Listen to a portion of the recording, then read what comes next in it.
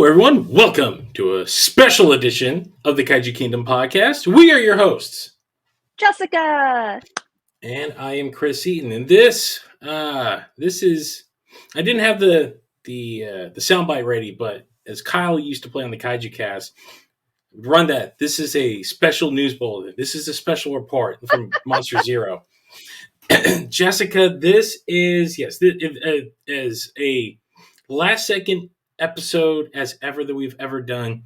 This would be this would cap it off because history has been made. Yes. To quote Captain Holt, for us in this fandom, vindication.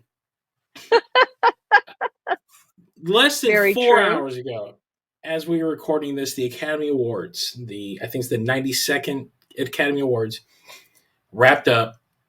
Big night from my friend who watched the show live. I was unfortunately I was doing other things. Both Jessica and I, unfortunately, were not home, but we were following along online.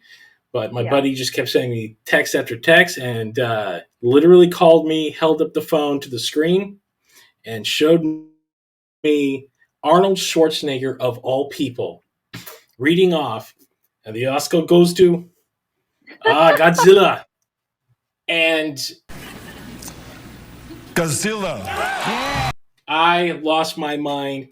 I was in the passenger side of my buddy's car, screaming out the window. This is a glorious day.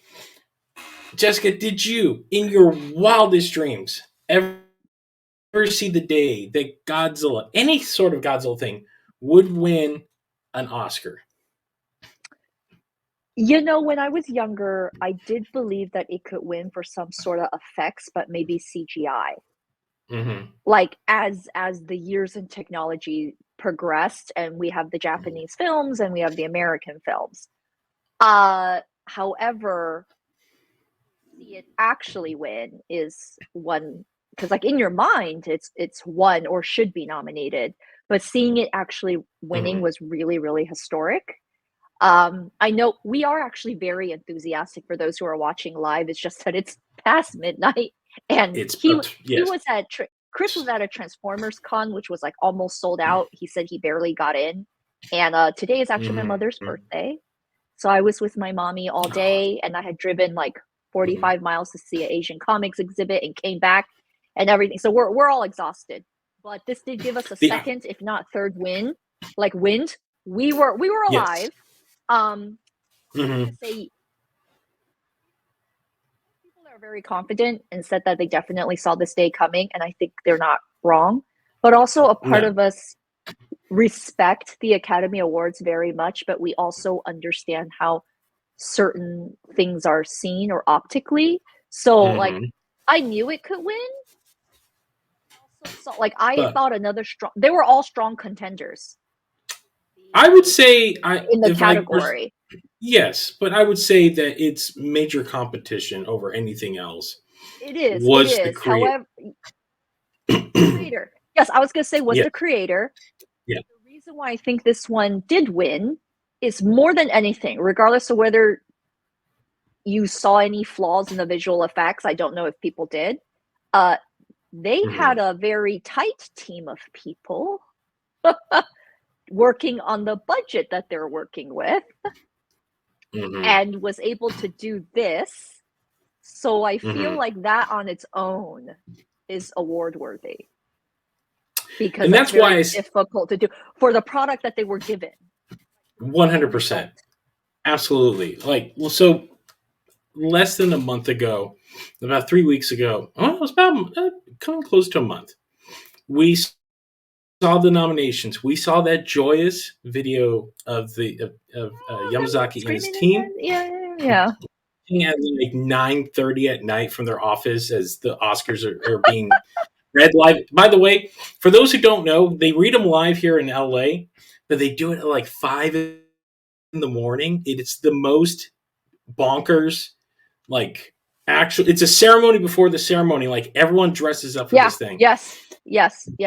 You got to be at like the Kodak Center at like 3:30 in the morning on a Monday. Press are there all because New York needs to get it by 8 o'clock to them. But yes, I've talked to people who have actually worked this thing, and they're like, you are like everyone there is got one bloodshot eye open because they're like, this is too early to be this dressed up to be doing any of this stuff. Everyone is just jonesing on Yeah. coffee and nicotine and whatever else will stimulate them. Yeah. But watching that video last month, you're like, Yes. this movie, this is the Rudy of Godzilla movies. It's the little movie that could. It never said no. It never died. It went from supposed to be 1 week in the theater to Yeah. 2 full months, making over $100 million worldwide. That is absolutely, and excuse me, but that's goddamn insane. That in no world should exist, especially considering that this is, by all accounts, if you were to tell someone like a Godzilla movie that doesn't have Godzilla fighting any other monsters, that actually focuses on the humans, and they are the main focus on the movie. Most fans are like, that's not gonna. But no. Like after that last showing, I got to attend a screening with Yamazaki in person. Got to listen to him talk. Got to meet the gentleman. He's the nicest guy in the world. But looking at it, like as I turned to my buddy who came along with me, I'm like, you know what? I don't have to ever wonder what Steven Spielberg would do with a Godzilla movie because Yamazaki already did it. This movie, the more I watch it, the more I start seeing these nuances and just the it is classic storytelling, but it's done so damn well. And there's been the talk ever since this got nominated that there's been all these like hot click articles of like what Hollywood could learn from Godzilla -1. What he could learn is just, you know what, sometimes all you have to do is write a damn good story. It doesn't even have to be original. Yes. It doesn't have to be like, it's a matter. Anyone can, to quote Ratatouille, anyone can cook, right? Yeah, or something like that. Yeah. Yeah, something like that. But it is how you work with the ingredients. Like I can make a pizza, but I know there's a guy somewhere in Chicago that can make a damn good pizza, and that is the key. We both can make pizzas, but he can make a great pizza because he studied the art of making pizza, and that is what Yamazaki has done.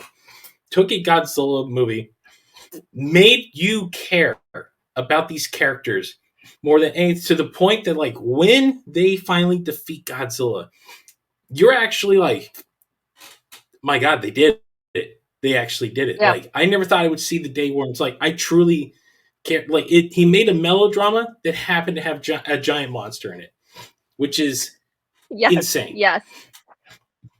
That is part of the lessons that they should learn, but unfortunately, knowing Hollywood, the Hollywood I know, they're going to look at it as like, okay, well, maybe we can just crank a budget down and like really ramp up. It's like, no, you're not learning the lesson.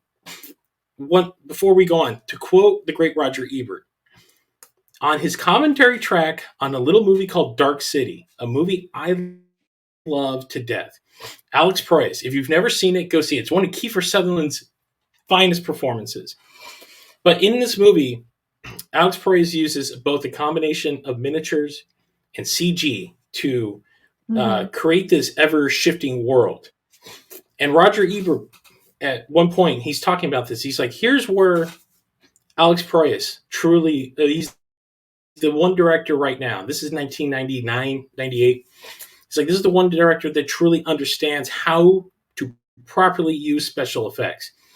He has miniatures, and he doesn't use CG just blatantly. He uses it to where you cannot get these shots in practical forms, and only uses them sparingly to show what he's trying, to show the images that he's trying to convey. Right. And at no point does it ever overstate its welcome. That's exactly what Yamazaki did with this movie. And that is why it got nominated for an Academy Award. The fact that it was a little underdog story, it's like the the little team that could, that was just the icing on the cake. Yes. Okay, so for the actual awards, Jessica, you saw the presentation, did you not? I did. I did. The moment they had the theme and they were up there and they were excited from like the moment they got to the seat and were walking up and their amazing shoes. I was Mm-hmm. definitely tearing up listening to Yamazaki like take out his piece of paper and read it, and I was tearing up. Everything is great, and you were actually talking about the underdog Mm-hmm. type of situation, the little team that could, as he's thanking American films, not thanking, but saying, ever Mm-hmm. since I saw them in Hollywood, he's speaking, he's trying to pay respect and thank you to one of Mm-hmm. their great team members that unfortunately had passed away. That would be Clearly, Shuji Abe, by the way. yes, yes. And I really respected the fact he read his entire speech in English, not because it is language in the world or anything. Every language is beautiful and amazing, but the fact that he knew he was at a one of the most prestigious American, internationally, but American shot based award show. They could have had a translator. He practiced. He could have said the whole thing in Japanese, but he tried so hard in English, and he's getting to a very pivotal end, and the message that comes with it. They started playing off the stage music, and I was a little bit kind of heartbroken from that, and a little bit like disappointed, because I understand that there's a timing issue, but there's also should be a human component to it, because that he's reading so much slower because English Mm-hmm. is not his first language, and he Mm-hmm. was clearly overwhelmed. Mm-hmm. English, I was born here, so I'm not saying I'm trying to be Mm-hmm. like biased because, English is not my parents' first language and they learned it. But this is for everybody, kind of Mm-hmm. just around the world that's learning. You go there. If I were to win an award in another country and try to speak in their language, I wouldn't want to feel like like that uncomfortable or unwelcome feeling. However, what I really liked was the fact that very calmly, no anger, just kept reading and finished, and they zoomed it. I mean, bless the people taking the zoom in video of Mm-hmm. Abe's son, almost as like I know the music, because those are, I don't know if they're run by two separate groups. I don't know if the playoff, I believe, yeah, the playoff music and the people that are zooming in, but I felt like that person was the hero MVP of the night that showed, look, Mm-hmm. it was almost like one last little, I know you try to play him off, but he's actually trying to thank a person that unfortunately passed away. Mm-hmm. And I wish I just couple more seconds, just a couple Mm-hmm. more seconds would have helped. I'm One a hundred little percent. bit like, oh, ooh, 100%. Look, if you've listened to the show, you know that I have a deep, fond love for the art of cinema. The Oscars used to be my thing every year for a long time. I haven't really watched them too much in the last few years, mostly just because the offerings really weren't like. I mean, every time there's the term Oscar bait movie, and then there's been a lot of great movies that just get overlooked, and it's not like a popularity thing. It's like, guys, just kind of pull the snob, out of your butt for 2 minutes and realize that cinema is cinema. Like, you can have a great movie. The 10 nomination thing bothers me still. I'm like, keep it to the five, but not all five need to be these art house films every year that are just boring and depressing. Like, movies can be fun, like, and we can understand. Like, there was a date, like the '90s. I look forward to it every year. The '90s. You look at the '90s winners; it is a murderer's row of fantastic movies. You look at the 2010s, and you're like, no one's going back to watch just about any of these because they got a little snobbish. The fact that they they started playing people off like in the lower categories a few years ago really irked me. And last year, when Kiwi Kwan won, there was a part of me that went like, give him all the time in the world because we all love this guy. He's again, talk about a great comeback story. That guy is the comeback story, and he got his chance. Like there was a moment I'm like, if you start playing that damn music, I will personally come down there and burn this place to the ground because how dare you?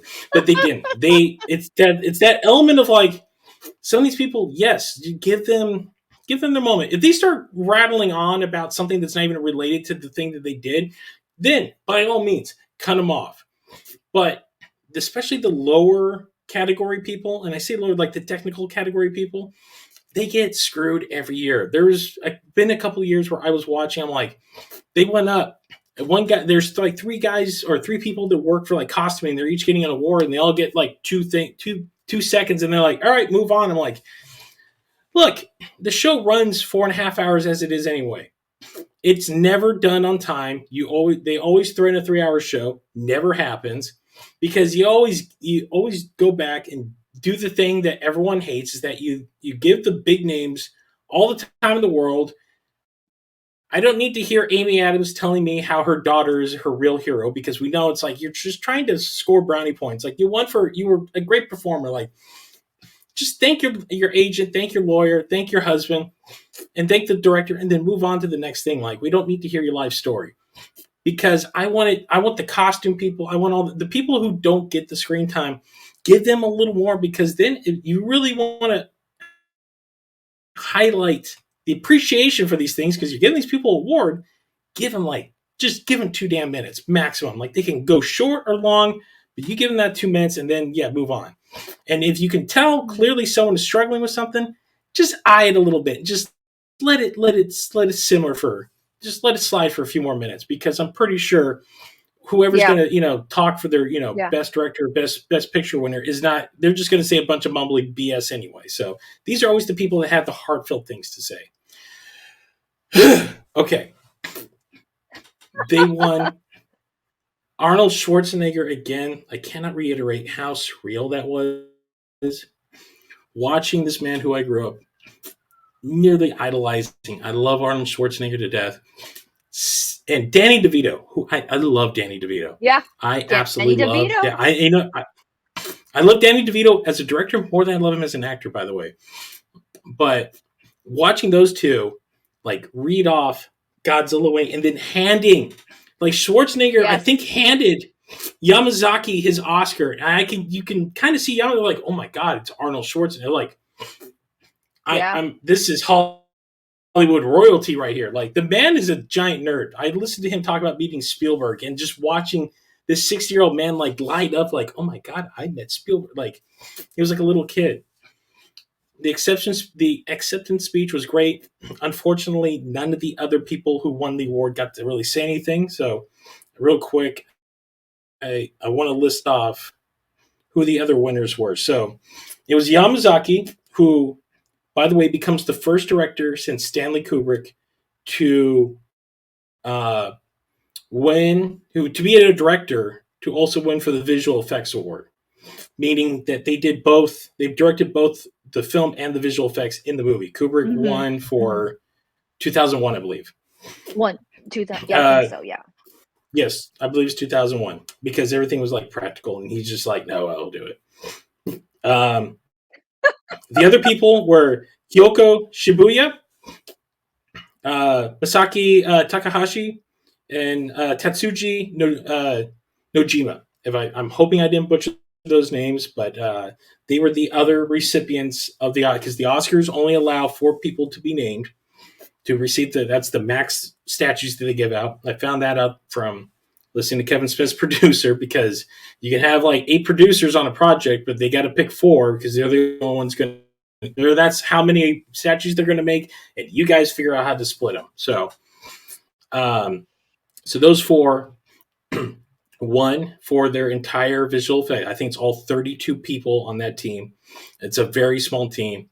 The audience did erupt over it. They were going back and watching again. The audience, that was probably the biggest pop uh, of the night. The fact it's like, yes, this is a feel good story, and they are being rewarded for their valiant effort, for legitimately great work.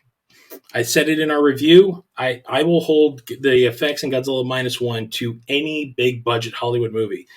And in fact, at the point that they had the audacity to nominate what is it, Napoleon for best special effects, tells me how little these people care. But the right team won tonight. The right team won. Yeah. They won. Did you see the red carpet walk-ups? Yes. Was it their shoes? Their shoes and what they were carrying. Little golden Godzillas. Yes. And did you see what was on Yamazaki's Godzilla? Was a little bow tie? It was a little bow tie. It was so cute. And then he had to hand it to the person next to him to get the paper out to read it. Yes. Oh. And then later in the evening, I believe it was Tetsushi Nojima was back at his seat. He had his Banpresto Godzilla -1 figure and had him holding the Oscar. So there's a picture of like Godzilla wrapped around this Oscar. It's awesome. I'll include, if you watch in the YouTube version, I'll have all these little snippets here and there on it. But yes, like they just announced Godzilla -1 for home video release in Japan on May 1st. And the special feature that you can buy with the package is a gold Godzilla -1. But it looks like Bandai didn't have one of those ready. So Yamazaki pretty much just spray painted a gold one, and it paid off. It paid off in spades. And by the way, you got to remember, less than 72 hours ago, all these people were in Japan accepting the Japanese Academy Award because they not only won for like best picture, I think best effects and best. They won like 7 awards. Yeah. So these people have been globetrotting. Yeah. Yamazaki's been out here, and to be fair, they campaigned pretty well. But I think it was the fact that like Spielberg himself endorsed this damn movie. He's like, no, this is good. This is what needs to be done.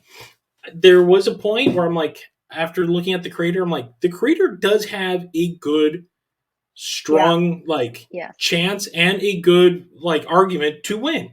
That movie only cost $80 million, and it's ironically by another Godzilla director, Gareth Edwards, who ironically also oversaw the effects. So these two had like a competing tale of like low budget, big effects, but -1 is the happier story. Nothing against Gareth Edwards. I love Gareth Edwards, and if he can pull that off with the creator, I guarantee he'll at least win the visual effects awards. Not far down the road. So, but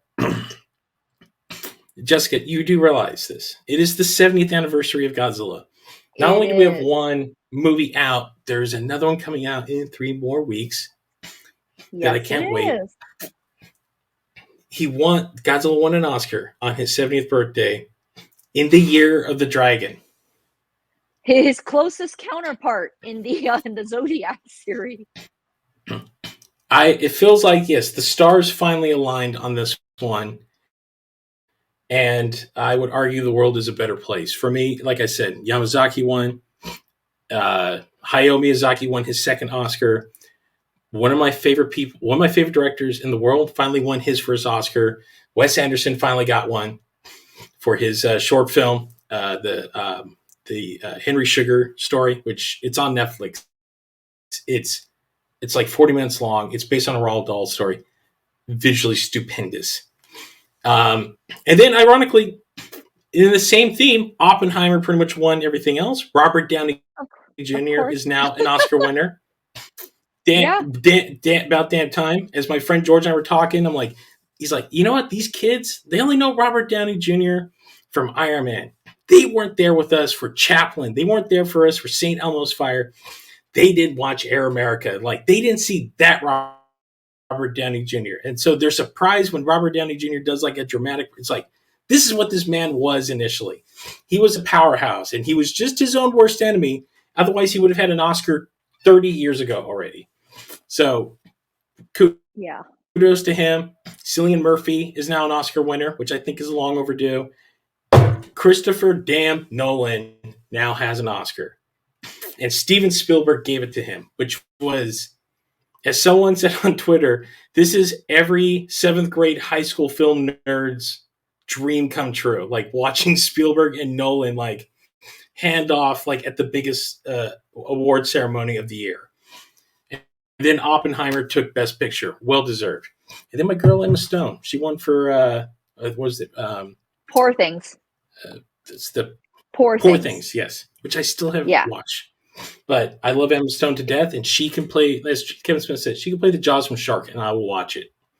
I adore Emma Stone. So she now has 2 Oscars, which I'm very happy with. This was a good night. This was a great night. Like last year when Everything Everywhere at Once swept the damn Academy Awards, watching Kiwi Kwan, watching Michelle Yeoh finally win an Oscar. Like, I don't get emotional things, but Kiwi Kwan and Michelle Yeoh like winning, I'm like, especially as a martial arts fan, watching Michelle Yeoh, I'm like,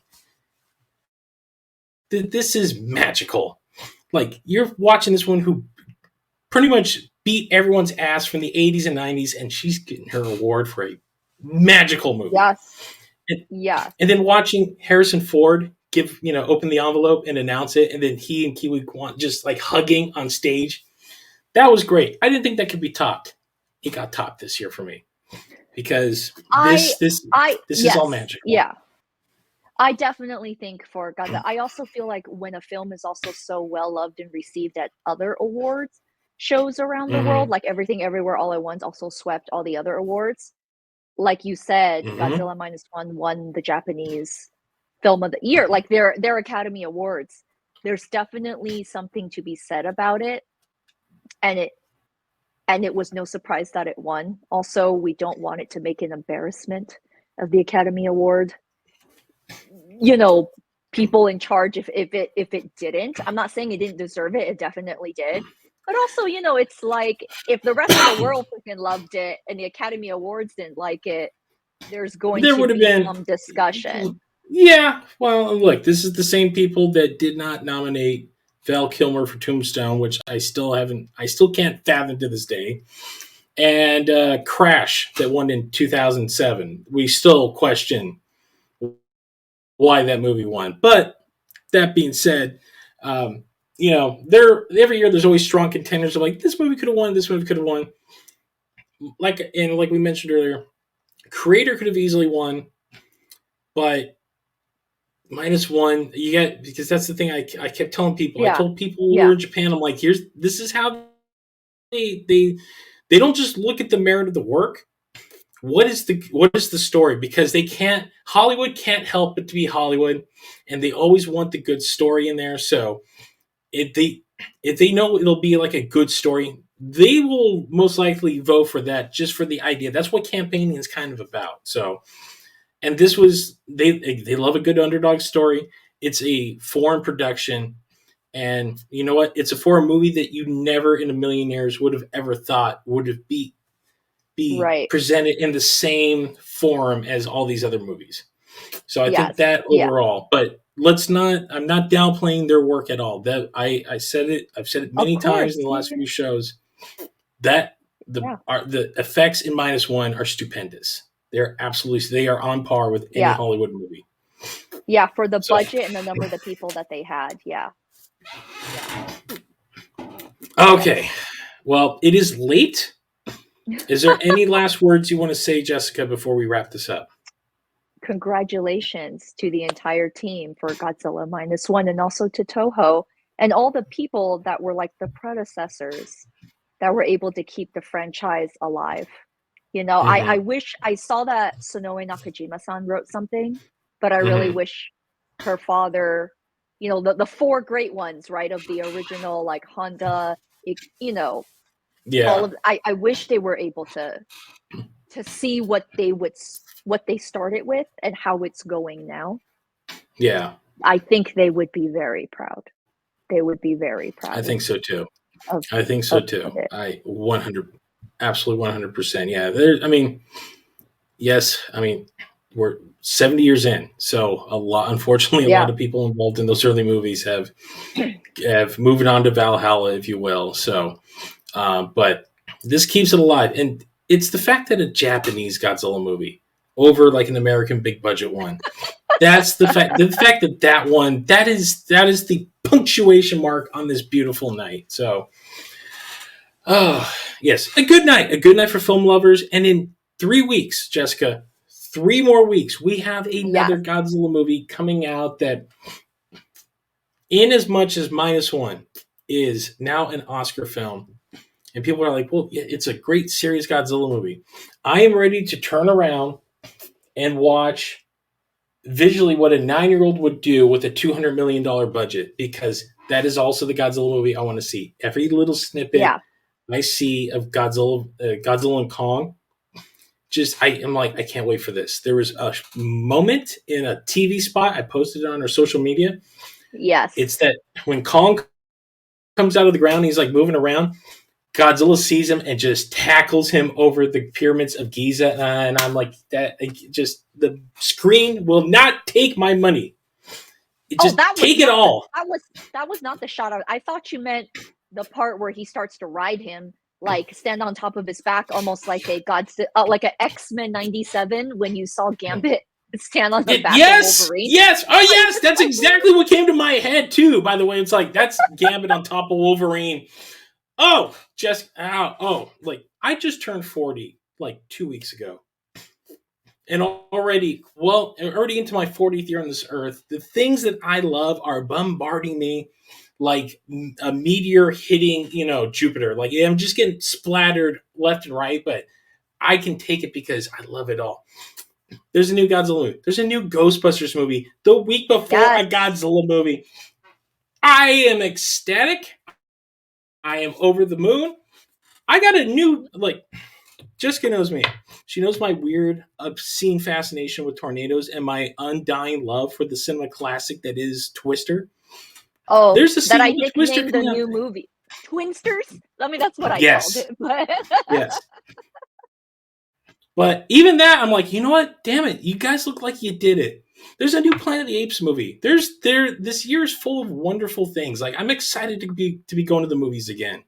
So this is a great start to 2024. Even though we are like 3 months in already, but March is when the year really starts. I feel settles in. So we're settled in.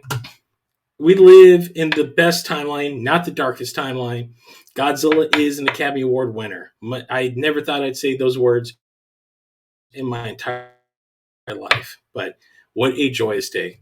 And on that note, we are going to wrap up this special edition of the Kaiju Kingdom podcast. I don't even think I'm going to number this one because we're only about 30 minutes in.